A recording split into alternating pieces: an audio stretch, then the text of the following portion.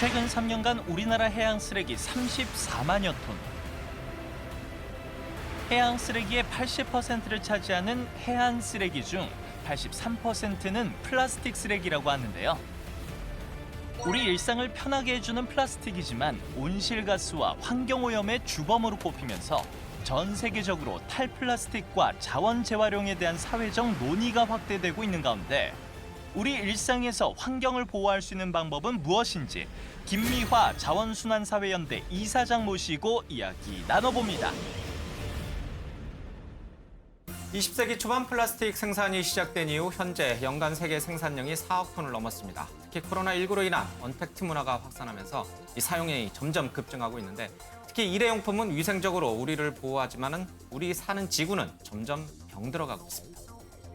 전 세계적으로 환경 문제에 대한 관심이 높아지고 있는 가운데 환경을 보호하려면 어떻게 해야 할지 김미화 자원순환사회연대 이사장 모시고 얘기 나눠보겠습니다. 안녕하세요. 안녕하세요. 네, 환경 보호에 대한 필요성이 점점 부각되고 있습니다. 실제로 환경 오염 수준이 어느 정도인지 궁금한데요. 최근에 이렇게 몇 가지 사례를 본다 그러면 이제 쓰레기로 인해서 쓰레기 산이 점점 늘어나고 있다. 맞아요. 예. 그다음은 또 이제 우리의 쓰레기를 다른 나라에 수출해 갖고 국가적인 망신을 당했다. 이런 것들이 대표적인 사례인데 그만큼 쓰레기 양이 많이 늘었다라는 거고요. 코로나19 이후에 보면 이제 배달 문화로 인해 갖고 배달 산업들이 배가 증가했다. 이런 여러 가지가 다 이제 쓰레기를 증가시키는 요인이거든요. 그래서 보면 우리나라가 굉장히 많은 쓰레기를 발생했고, 근데 중요한 거는 처리할 데가 없다. 단적으로 이야기할 수 있는 지금 현재 그 가장 문제로 이렇게 확인되고 있습니다. 네. 자원순환이라는 말을 우리가 참 많이 하게 되거든요. 우리가 쓴 자원을 다시 한번 또 재활용하자는 의미인지 정확한 개념은 뭡니까? 자원순환 재활용이라는 이 부분보다 재탄생한다 이런 말씀을 드리고 싶고요. 핸드폰을 우리가 하나를 이제 예를 들면 사용을 하게 되면 핸드폰을 가져가면 그 안에는 희귀금속 등 한 45가지가 있거든요. 예. 그걸 얼마나 잘 그렇게 우리가 추출하느냐. 그리고 다시 그걸 핸드폰으로 사용하느냐. 이러한 것들은 재탄생이라는 개념으로 봐야 되고 굉장히 높은 부가가치를 갖고 있는 그 제품이기 때문에 이제는 자원순환은 그냥 재활용하고 내가 아껴 쓰고 그게 아니라 새로운 어떤 물건을 탄생시키는 그 재탄생의 그 부분으로 보면 가장 좋을 것 같습니다. 요즘 자원순환이란 말은 그런 경제적인 측면도 있겠습니다.만 환경적인 측면이 더 강한 거잖아요. 두 가지를 우리가 놓칠 수 없는 건데요. 예. 환경만 고려한다면 하고 이제 경제가 그렇게 망가진다 그러면 무슨 소용이 있겠습니까? 사람들이 잘 먹고 잘 살자는데 이제 포커싱이 맞춰져 있기 때문에 예. 일단은 그 환경을 통해서 잘 살아야 됩니다. 이제 그게 예. 기본인 거고 저는 그래서 최근에 이제 EU에서 보면 그 이 순환 경제 패키지라는 이런 것들을 가지고 이렇게 플랜을 짜고 있습니다. 예. 플랜을 짜는데 순환 경제 패키지를 보면 순환 자원을 가지고 경제적인 관점으로 만들어야 된다. 그거고 그러면 이 순환 자원을 그 천연 자원처럼 만드는데 모든 기술을 그게 투자해야 된다. 예. 그래서 일자리를 만들어야 된다. 세계 시장을 선점해야 된다라는 거다. 그런 것들이 저는 이렇게 봐야 되는 거지. 단순하게 자원순환 이런 것들이 환경을 보호해야지 지금 기후 변화라든가 이런 문제 예. 때문에 그래야지 그런 그 관점에서 바라보면 실패할 수밖에 없다. 새로운 어떤 우리가 경제를 어떻게 우리나라가 선점할 것인가 이런 관점에서 바라봐달라 이렇게 말씀드리고 싶습니다. 일상생활에서 우리가 참 많은 플라스틱을 사용하잖아요. 그 과정 속에서 자원순환이라는 이 의식을 갖고 그런 일회용품들, 플라스틱들을 사용하고 있는 거지. 실제 우리 국민인식은 어떻습니까? 국민들은 너무너무 수준이 높습니다. 전 세계에서 우리나라 국민만큼 수준이 높은 나라가 없다라고 저는 이제 감히 이야기를 하는데요. 그럼 우리가 일회용 컵을 쓰지 말자. 이러면 안 쓰잖아요. 불편해도 안 써요. 일회용 비닐봉투 쓰지 말자 그러면 안 써요. 그러니까 이러한 것들을 굉장히 열심히 실천을 하고 있거든요. 그러니까 훌륭하다 이런 말씀을 드리고 싶고요. 정책도 보면 사실은 EU가 지금 이제 패키지를 통해서 자원순환 패키지를 통해서 이제 열 가지 사용하지 말자고 이야기한 우리는 벌써 아마 20년 전부터 굉장히 열심히 했습니다. 열심히 했는데 그럼에도 불구하고 이제 신제품들은 또 끊임없이 나오다 보니까 그 사용도 줄이는 반면 또 사용량이 많게 되는 다른 측면에서 이런 것들이 예. 우리의 현재 현주소라고 보시면 됩니다. 예. 말씀하신 것처럼 탈플라스틱을 실천하자는 의미로 고고 챌린지를 환경부에서 지금 진행하고 있잖아요. 네네. 저도 지목을 받아서 이번에 했는데요. 네. 네, 이거 어떻게 보고 계신가요? 당연히 해야 되고 사실은 이제 우리가 실천을 계속하지만은 또 이렇게 잊어버릴 수가 있기 때문에 한 번 더 이런 것들을 약속을 이렇게 그 많은 사람들한테 그 약속을 하는 거라고 보시면 되고요. 뭐 일회용 컵을 사용하지 맙시다. 뭐 일회용 뭐 비닐을 안 쓰겠습니다. 뭐 플라스틱을 줄이겠습니다. 이러잖아요. 근데 사고가 굉장히 발전된 사고로 가고 있다는 것들에 대해서 저는 이제 이 고고 챌린지가 국민들의 수준이 이렇게 높구나 이런 생각을 했습니다. 예. 보통 플라스틱은 이 석유로 이렇게 만들잖아요. 이제 네네. 정제해가지고 뭐 여러 가지 이제 복잡한 화학적인 처리 과정을 거치는데 사람들이 그걸 잘 모르는 것 같아요. 그렇죠. 예. 그리고- 얼마나 우리 몸에 안 좋고 우리 환경에 안 좋은 건가요? 일단 이제 석유에서 추출해서 또 이제 다른 뭐 이제 화학 물질을 집어넣어서 이제 플라스틱을 응고시켜서 만드는 거잖아요. 만드는 건데 기본적으로 플라스틱은 뭐 1000년이 가도 자연 분해가 안 된다라고 이야기를 하거든요. 쉽게 말하면 썩지를 않아요. 네, 지구상에 계속 남아 있는 거거든요. 1960년도부터 우리가 이제 플라스틱을 사용을 했습니다. 예.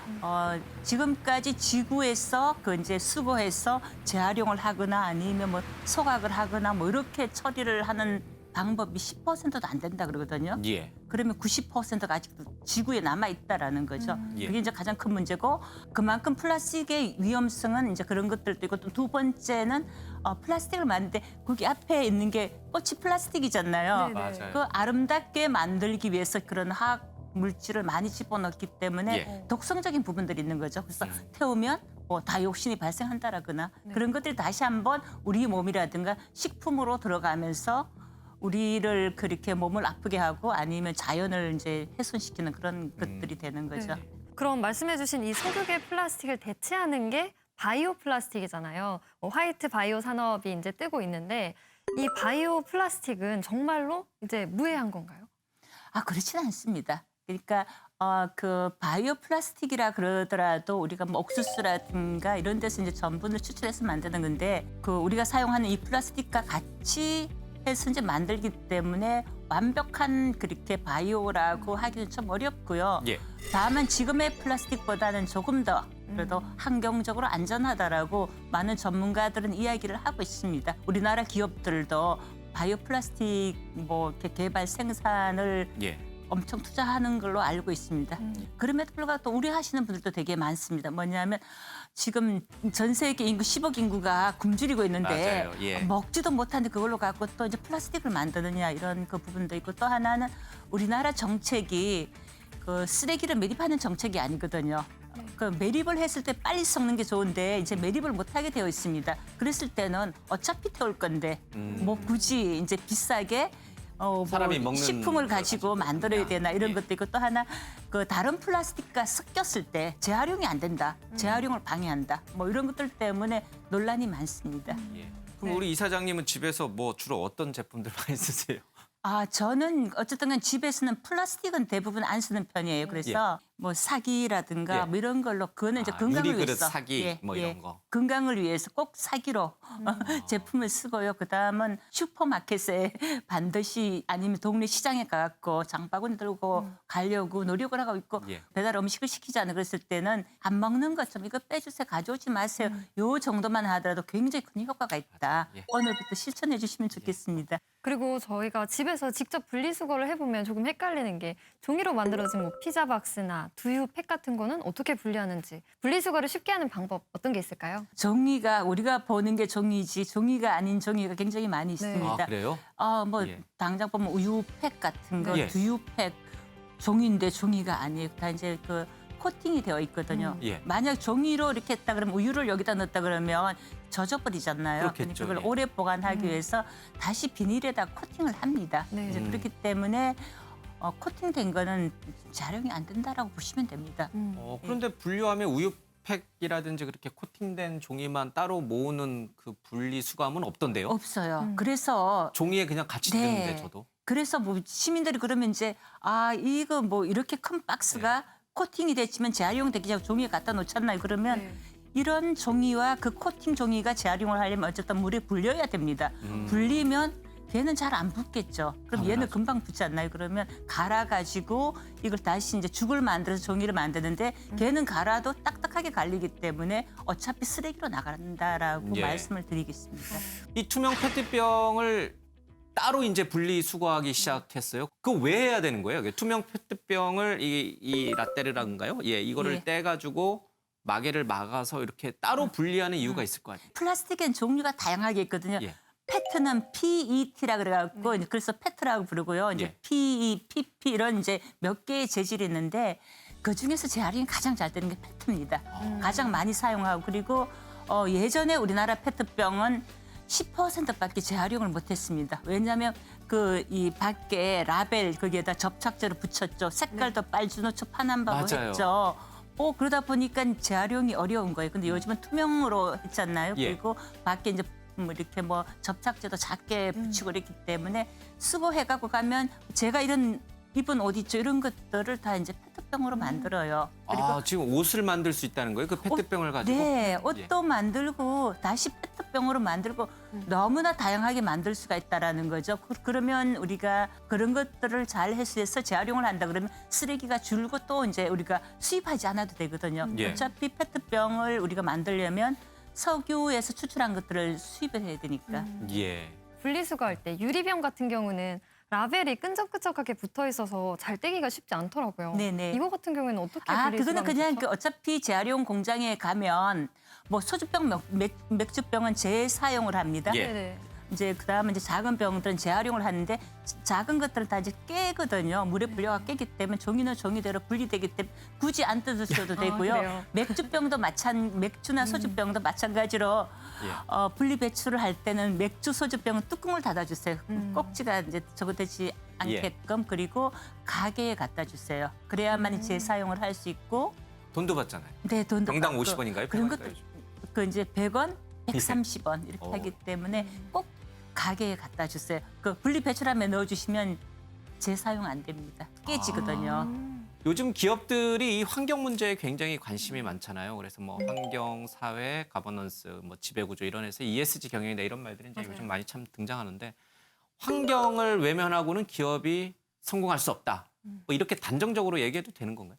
환경을 통해서 산업을 해라. 저는 이렇게 그 말씀을 드리고 싶거든요. 돈을 벌어라. 네. 환경을 가지고. 그러니까 예. 항상 환경은 걸림돌이라고 생각한다 그러면 항상 이게 이제 분쟁의 소지가 있지만은 새로운 어떤 우리가 이제 사회가 패러다임이 바뀌고 있잖아요. 그래서 예. 환경 산업을 해야 되거든요. 언제까지 우리가 이제 오염 산업을 하는 것들은 맞지가 않기 때문에 환경 산업을 해야 되고 그랬고 그 각각 기업들이 지속 가능한 이제 경영을 하시려면 생산에서부터 그러면 친환경 플라스틱을 만들 수 있고 친환경 제품을 만들 수 있고 이런 것들을 경쟁력을 가질 수 있는 이런 기술과 함께 가야 된다라고 보고요. 지금처럼 이제 많은 제품들을 한꺼번에 생산하고 한꺼번에 소비하는 이런 이제 시장이 조금 바뀔 거라고 저는 보거든요. 그랬을 때는 기업들도 친환경 이제 생산을 하는데 앞장서야 되고 저는 무엇보다 정부가 기업이 친환경 산업으로 이렇게 가도록 많은 지원을 아끼지 말아야 됩니다. 제도도 완화시켜주고 여러 가지 인센티브도 지원을 해줘야 되고요. 그리고 소비자들한테 그 제품을 구매할 수 있도록 적극적인 홍보와 이런 것 마케팅도 해줘야 됩니다. 예. 예. 자, 이 코로나19로 이 급증한 플라스틱 사용으로 많은 전문가들이 이 플라스틱 대란이 일어날 수 있다. 뭐 한두에 들은 얘기가 아닙니다. 환경을 위한 정부 정책 또 기업들의 솔선수범, 우리 국민들의 적극적인 참여 이 모든 것들이 자원 재활용으로 이어져서 우리 환경도 지키고 또 돈도 벌고 경제적 가치도 창출하는 그런 시대가 빨리 왔으면 좋겠습니다. 네, 오늘 말씀 고맙습니다. 예, 감사합니다.